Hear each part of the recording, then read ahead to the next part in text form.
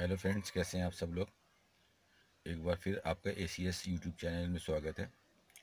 Friend, जैसे जैसे exam का टाइम पास में आ रहा है, काफ़ी स्टूडेंट्स मैं देख रहा हूँ कि इधर उधर लगे हुए हैं, काफ़ी लोगों से कांटेक्ट कर रहे हैं और काफ़ी लोगों का उनके पास फ़ोन आता है कि मैं आपका फ़ोन एडमिशन करा दूंगा XYZ कोर्स में, लाइक MBBS में मैं आपका एडमिशन करा दूंगा। मेरी इस कॉलेज से डायरेक्ट जान पहचान है, उस कॉलेज से डायरेक्ट जान पहचान है। आप एक डोनेशन अमाउंट दे के, एक कैपिटेशन अमाउंट दे के इस कॉलेज में डायरेक्ट एडमिशन ले सकते हो इंडिया में, या उस कॉलेज में डायरेक्ट एडमिशन ले सकते हो। तो इसी को एक्सप्लेन करने के लिए मैंने आपके लिए ये वीडियो बनाया है, जिसमें मैं आपको ये आज ये बताऊंगा कि डायरेक्ट एडमिशन अब MBBS में कैसे होता है, ये कितना सच है और कितना झूठ है। सर, मैं एक एजुकेशनल रिसर्चर और एक एजुकेशनल काउंसलर हूँ। लास्ट 14 ईयर्स का एक्सपीरियंस है मुझे मेडिकल की इंडस्ट्री में। काफ़ी पास से मैंने इन मेडिकल कॉलेजेस को और स्टूडेंट्स को देखा है इन कॉलेज में एडमिशन लेते हुए। तो जैसे कि पहले नीट से पहले जब AIPMT होता था, तो इंडिया में जितने भी प्राइवेट मेडिकल कॉलेज हैं उसमें से maximum you can say that around 85 to 90% college अपनी सीट को बेचते थे डोनेशन लेके। कुछ वो एक फ़ीस का पार्ट लेते थे, उसके ऊपर से 30 लाख 40 लाख 20 लाख जैसा कॉलेज की रेपुटेशन है उस हिसाब से वो अपना डोनेशन अमाउंट लेते थे। बट नीट आने के बाद पूरा सिस्टम चेंज हो चुका है 2 सालों से। नीट आने के बाद कॉलेज अब डोनेशन नहीं ले पाते हैं, क्योंकि अब उनके पास अथॉरिटी नहीं है एडमिशन लेने के लिए। अब जो एग्ज़ामिनेशन होता है आपका नीट, ये एक अलग बॉडी कंडक्ट कराती है। और इसके बाद जो आपका सबसे इम्पॉर्टेंट चीज़ होती है, जो आपकी काउंसलिंग होगी 3 राउंड, 2 राउंड आपकी ऑनलाइन और 1 राउंड आपकी फ़िज़िकल मॉक राउंड काउंसलिंग होगी, वो एक अलग बॉडी है, DMER। तो एग्ज़ाम लेना गवर्नमेंट का काम है, प्लस DMER की काउंसलिंग करना भी गवर्नमेंट की अलग बॉडी करती है। कॉलेज का काम सिर्फ इतना रह गया है कि बच्चों को पढ़ाना। तो कॉलेज अगर अगर आपको कोई भी कॉलेज बोल रहा है कि मैं आपका एडमिशन कर दूंगा, या कोई बंदा आपको बोल रहा है कि मैं कॉलेज में डोनेशन दे के आपका एडमिशन करा दूंगा, तो ये चीज़ बिल्कुल फेक है। इस तरह से एडमिशन नहीं होता है। बहुत ही रेयर कंडीशन में NRI कोटा पे एडमिशन होता है, जो कि साउथ इंडिया में चल रहा है। इधर आपका नॉर्दर्न इंडिया में ये चीज़ नहीं होती है। तो अब कैसा होता है, क्या होता है, जैसे कि नीट आने के बाद कॉलेज लोग का भी एक तरह से ये बिजनेस है, बिकॉज उनको भी at the end of day सब अपना खर्चा पानी देखना पड़ता है। उनको भी अपने स्टाफ की सैलरी देनी है और मेंटेनेंस कॉस्ट निकालना है। तो वो लोग स्मार्ट नहीं, ओवर स्मार्ट है। जिन कॉलेज की फ़ीस जो नीट आने से पहले for example total package 50 lakh बनता था, तो उन्होंने क्या किया कि उन्होंने अपना पैकेज बढ़ा के ही 75 लाख कर दिया है। जिस कॉलेज की फ़ीस 10 लाख थी, उसने अपनी फ़ीस 17 लाख कर दी। जिस कॉलेज की फ़ीस 7 लाख थी, उसने अपनी फ़ीस को जो है बढ़ा के 12 लाख कर दिया। तो ये जो डोनेशन का अमाउंट ये जो पहले लेते थे, अब ये डोनेशन का अमाउंट कैश में ना लेके ये आपसे वाइट में लेते हैं। आपका जो पैकेज जो जाता था पहले 50 लाख, अब वो 70 लाख 75 लाख का जा रहा है। तो ये इन्होंने डायरेक्टली इसी में इंक्लूड कर लिया है, इसलिए अब ये अलग से डोनेशन रियली नहीं लेते हैं। ठीक है फ्रेंड्स। और अब जो आपके जो काउंसलर्स हैं, जो एजुकेशनल काउंसलर्स हैं, जो एडमिशन कराते हैं, उनका क्या रोल रह गया। अगर कोई बंदा बोल रहा है कि मैं डोनेशन लेके इस कॉलेज में आपका डायरेक्ट एडमिशन करा दूंगा, then that is not possible at all. लेकिन उनका रोल है, अभी भी कुछ जेन्युइन लोग हैं जो आपका काम कराते हैं, बिकॉज काउंसलिंग सबसे इम्पॉर्टेंट है। देखिए, लगभग आप भी जानते हो 11-12 लाख बच्चे फॉर्म भरेंगे।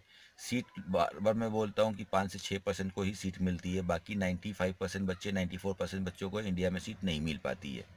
लेकिन जो सबसे इम्पॉर्टेंट जो चीज़ होती है वो आपकी होती है काउंसलिंग। काउंसलिंग में आपको सबसे ज़्यादा एक्सपीरियंस की ज़रूरत होती है और एक एक्सपर्ट गाइडेंस की ज़रूरत होती है। बिकॉज कॉलेज का कौन से स्कोर पे कौन सा कॉलेज मिलेगा, ये किसी को नहीं पता होता है, एक स्पेशलिस्ट को ही पता होता है ये चीज़। फॉर एग्ज़ाम्पल, आपका स्कोर 250 आया है या 300 आया है, तो काउंसलिंग में आपको 10 ऑप्शन मिलेंगे वहाँ पे डालने के लिए। 1 से लेके 10 तक आप उसको भरोगे।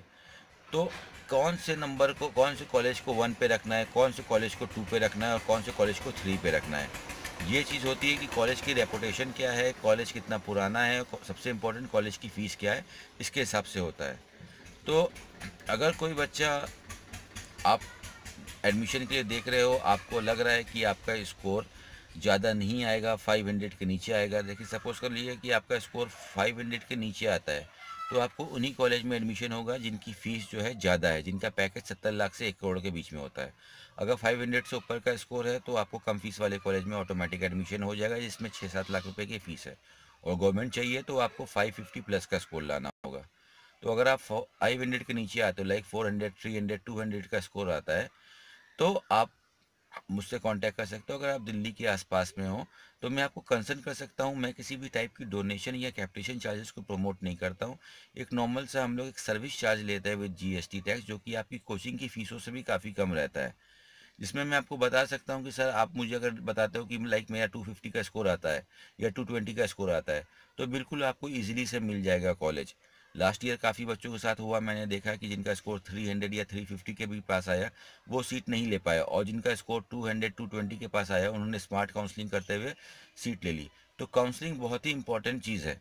और वो बच्चे जिनको लग रहा है कि वो नीट को क्वालिफाई नहीं कर पाएंगे, बिकॉज हर बच्चा अपनी हकीकत जानता है, वो कोई इंस्टीट्यूट से अच्छा कोई टीचर से अच्छा, हर बच्चा अपना खुद को जानता है कि उसकी क्या तैयारी है। जिस बच्चे को लग रहा है कि वो नीट को क्वालिफाई नहीं कर पाएगा, उसके बाद भी वो एमबीबीएस करना चाहता है, तो आपके पास एक सुनहरा मौका है। मार्च से पहले पहले आप एब्रॉड में एडमिशन ले सकते हो, बिकॉज मार्च के बाद एब्रॉड में भी एडमिशन लेने के लिए नीट कंपलसरी हो जाएगा।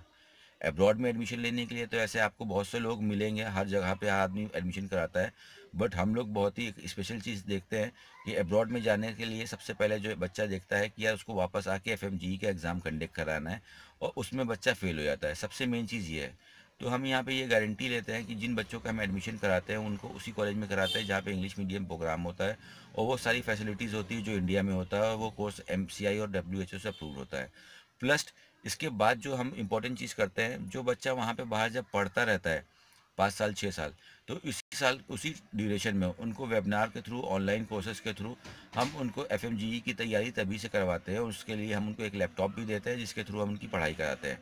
तो इसमें होता है क्या है, जो बच्चा अपने एमबीबीएस के साथ ही 5 साल तैयारी करके आता है एफएमजीई की, उनकी चांसेस रहती है कि वो 80 से 90% बच्चे हैं वो क्वालिफाई कर लेते हैं, तो उनको एफएमजीई की कोई प्रॉब्लम नहीं होती है। तो वो आपके लिए एक तरह से बेनिफिशियल भी है कि आप 25 लाख 30 लाख 35 लाख रुपीज़ के बजट में एमबीबीएस कर सकते हो विदेश से, और अच्छे कॉलेजेस से कर सकते हो जो इंटरनेशनल यूनिवर्सिटीज़ की रैंकिंग रखते हैं, जो गवर्नमेंट कॉलेज की रैंकिंग में आते हैं, और उसके बाद आपके एफएमजीई भी क्लियर कर सकते हो। बिकॉज हर जो 12 लाख स्टूडेंट है सबका अलग अलग क्राइटेरिया है। कोई बच्चा 600 लाता है, कोई 500 लाता है, कोई 400 लाता है, कोई 50 लेके आता है, बिकॉज हर बच्चे सेम नहीं है। तो अगर आपको लगे तो मेरी एक दिल्ली के पास गाजियाबाद में एक छोटी सी कंपनी, आप यहाँ पे मुझसे कोऑर्डिनेट कर सकते हो, और मैं अपना नंबर भी छोड़ूंगा डिस्क्रिप्शन में। आप मुझसे कॉल कर सकते हो, या अगर आपको कोई भी डाउट हो तो आप मुझसे कंसल्ट कर सकते हो। Thank you very much.